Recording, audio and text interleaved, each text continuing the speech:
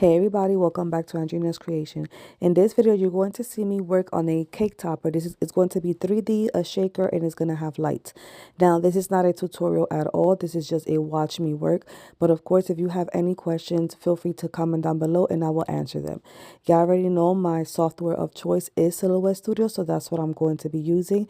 And I'm going to be creating a shape. Again, I have a full class here on YouTube on how to make 3D cake toppers. Now, how did I do the shape? I went on my left and grabbed a circle shape, and I am going to be using 8x11, so I did put my media size on 8x11 because I want to make sure that my cake topper stays this size. I personally don't have a recommended size on making cake toppers. I know there's sizes out there. I just like my cake toppers to be big, and my clients know that when they receive a cake topper from me, it's going to be big, okay?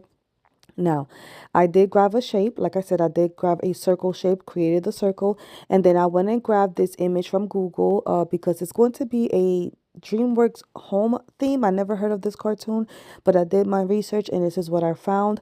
So I went and grabbed that image from Google and then I put it inside of my circle.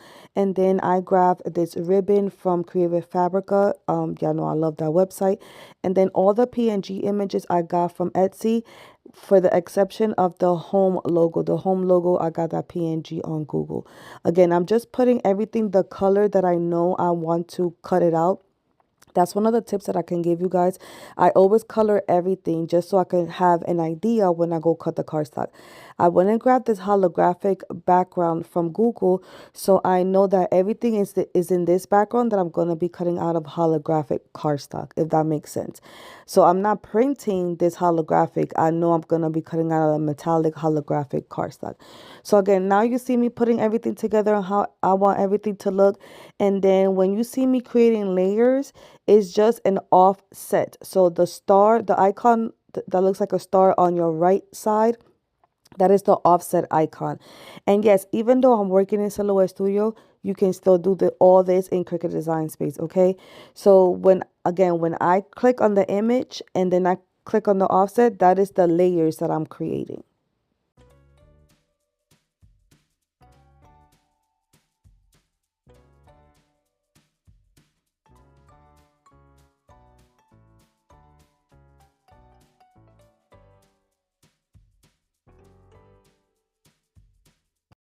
And then to create these strips, all I did was I grabbed that same circle. I'm going to color it the color white so I know how deep I want my internal offset to be.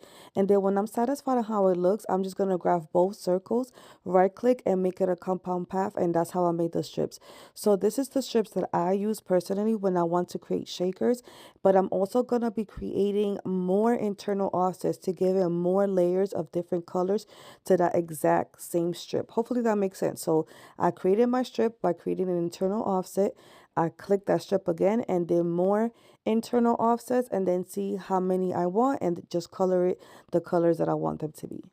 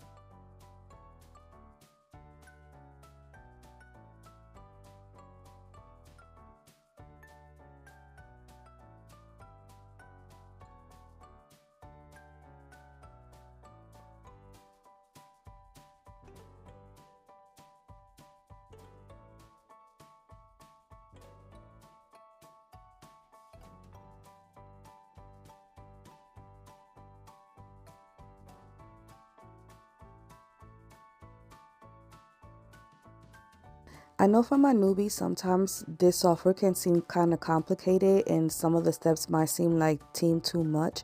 But the way that you type in Silhouette Studio, you first got to click the A on your left and then you click the A on your right, and then that's how you first start typing, okay? You select the font that you want. I do download fonts from Creative Fabrica. I have downloaded fonts from the font.com as well. If I'm not mistaken, the font that I'm using here is called Grow Bold. And then I am just going to go ahead and place the name where I want it to go. Now, once you start putting the name where you want to go, make sure that you select the right font that you want, because my next step is no longer going to be a font. And what I mean is, once I see that I do like this font, I am going to go ahead and ungroup it. Now when I did that, it's no longer a font, so I can no longer edit if I want to change the font. So make sure that you choose the correct font first. The reason why I ungrouped it is because I am going to be moving up and down the font so it can match perfectly in the ribbon. I might size it one word at a time or one letter at a time and then move it around and so on. So that's what you see me doing here. So while I'm doing these edits, it's no longer a font. Once I am satisfied on how the name looks, I'm going to go ahead and group the entire name together and create my offsets for it.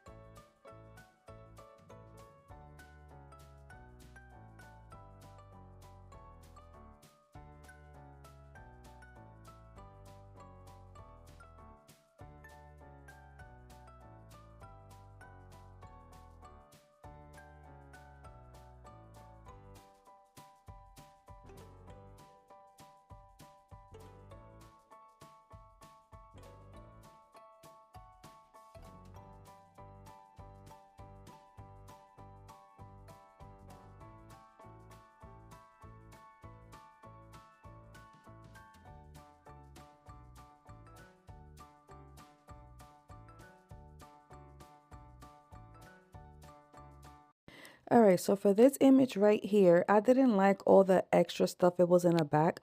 So what I did was I went ahead and clicked on the eraser tool on my right, and I erased some of those bubbles that was in the back. And also, if you notice carefully on the window of this car, there is a negative space that I did not like. So what I did was I right click and duplicated the car, and I'm gonna color it the color black so you can see what I mean, that negative space. Then I right click and release compound path. So all those pieces was removed, and then I'm only gonna select where I want my negative space, which was like the back where the wheel or the tire was at. Then the rest I'm gonna delete. Hopefully all that makes sense. And then I'm just gonna go ahead and place that black image in the back of the car, right click and group it, and then when I go cut it, I'm going to make sure that the software only cuts around my black and not the original car.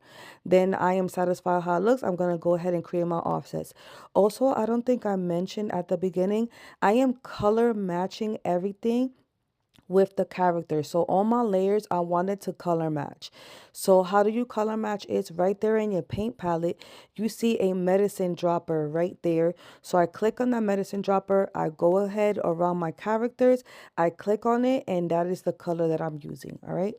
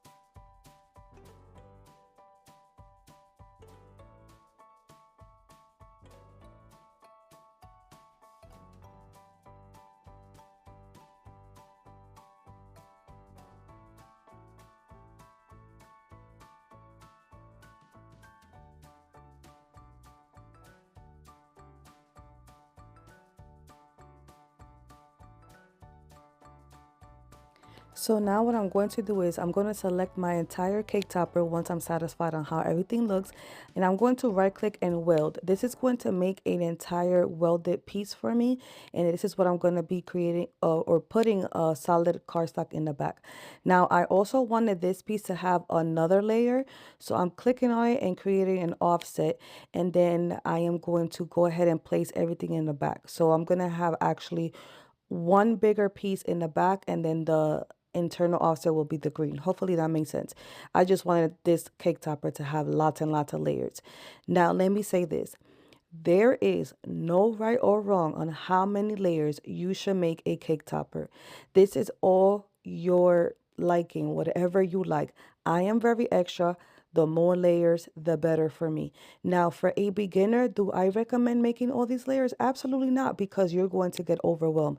But once you start making more and more, you're going to start feeling more comfortable on what you like making. There is a lot of businesses out there that don't like creating layers. It's just one layer, that's it, one print and cut, and that's it. So it's all on what you like. All right, so now what you're going to see me doing is I am going to start putting everything into the layers that I want. So once you start seeing me put everything on the side, you're going to see the colors that I want the cardstock to be, and so on. So all you see me here is centering everything, making sure everything's correct and all that.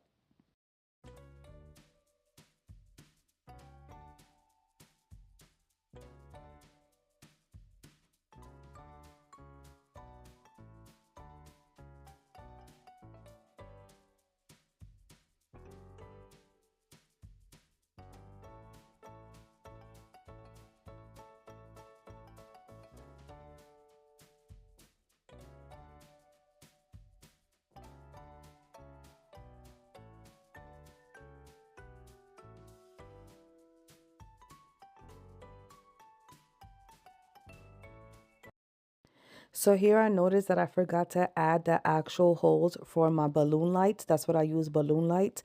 So I had to undo. And then for my back layers, which the offset, that blue and green layer in the back, plus the circle that's going to go in the middle, I need that to have a circle for my balloon lights. Now, here I am. I'm about to give you the measurements. So never say I never gave y'all measurements before. Go ahead and type it down. My circle that I'm creating is going to be 0.5 by 0.5. That's the size that I use. So I'm going to go ahead and put the circle where I want it to be, and where I see that okay, that is perfect. I'm going to go ahead and select both of the circles plus where I want that layer to have that negative space. Right click and make it a compound path.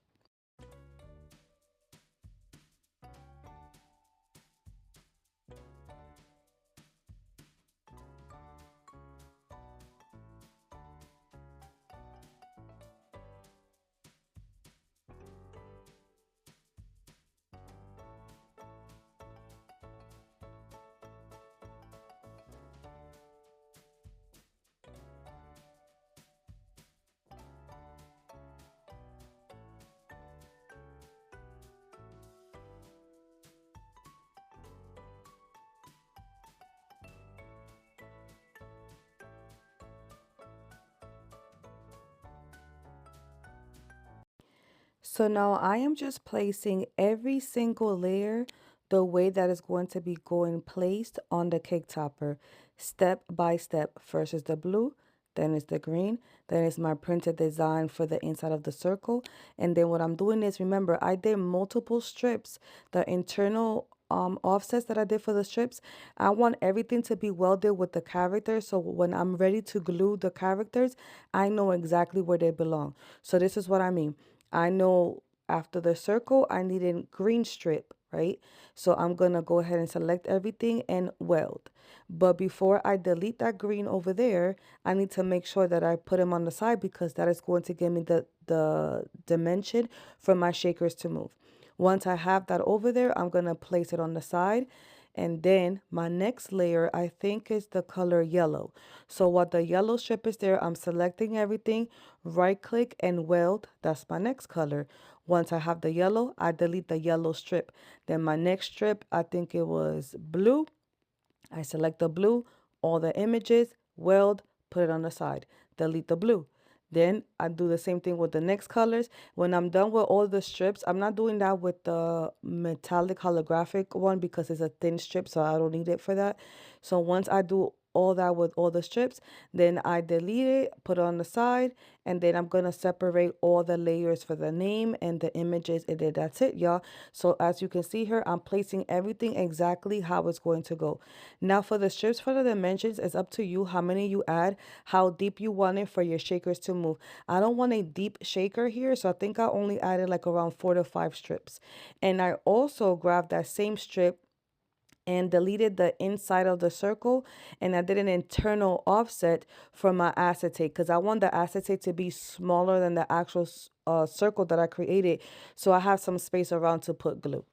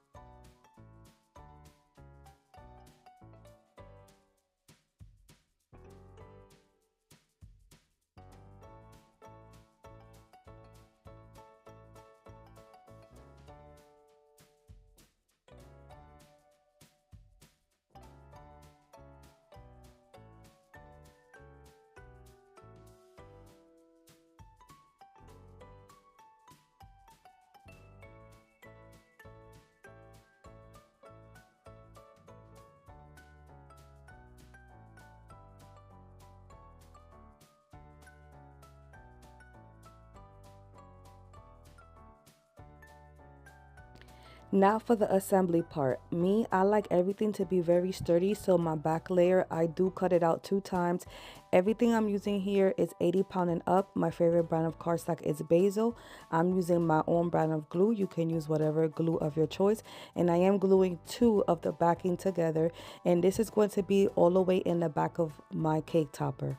And now the other 2 that's going to go in front, which is this layer and the other layer, that's where my stick is going to go in between. I'm also going to be doing 2 of those, and I'm going to glue it together as well. Well, I'm not going to glue it just yet because I had to make sure that the lights and everything fit, but you'll see the entire process here.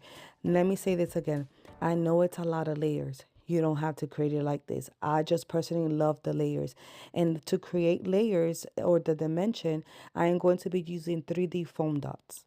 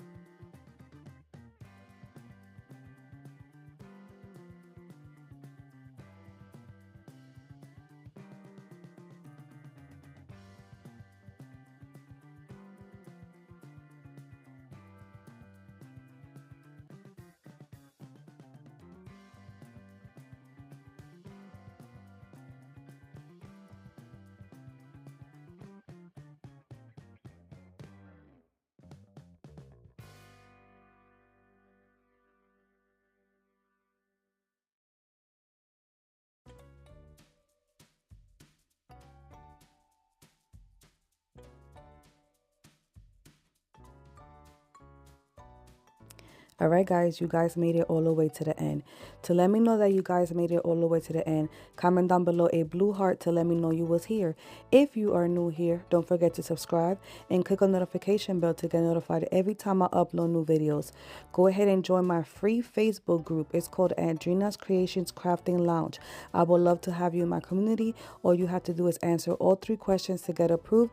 You can comment, you can post, you can ask questions, all that good stuff over there.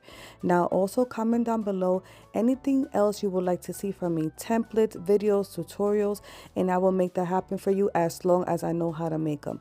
Comment down below a blue heart so I know you was here and you made it all the way to the end. I hope everyone's having a blessed day, y'all, and I'll talk to you guys soon. Bye, y'all.